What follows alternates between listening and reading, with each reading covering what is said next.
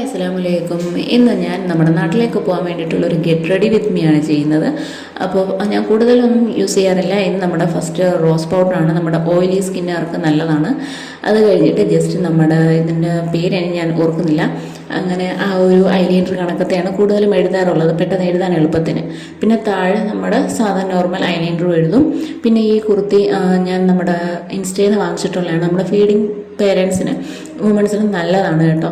ട്രാവലിങ്ങിന് ഞാൻ തിരിച്ച് സൗദിയിലോട്ട് ഇത് തന്നെയാണ് ഇട്ടുകൊണ്ട് വന്നത്. പക്ഷെ നമുക്ക് ഏറ്റവും കൂടുതൽ കംഫർട്ട് എന്താണോ അതാണ് ഫസ്റ്റ് നമ്മൾ നോക്കേണ്ടത്.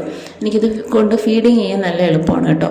അങ്ങനെ മുടിയൊക്കെ കെട്ടി പിന്നെ അങ്ങ് ഇട്ടിരുന്നേതും. അങ്ങനെ അത് കഴിഞ്ഞ് ഷോളൊക്കെ ജസ്റ്റ് ഒന്ന് പിൻ ചെയ്തിട്ടിട്ടുണ്ട് പോവാതിരിക്കാൻ വേണ്ടിയിട്ട്. അപ്പോഴേക്കും പിന്നെ എൻ്റെ താഴെ നിന്ന് ഒരാൾ കുറേ നേരം കൊണ്ട് വിളിക്കുന്നതുകൊണ്ടെടുത്ത് ജസ്റ്റ് കൈ വെച്ച് അവനെ ഒന്ന് ഡ്രസ്സൊക്കെ മാറി നടേ ഞങ്ങൾ റെഡി ആയിട്ടുണ്ട്.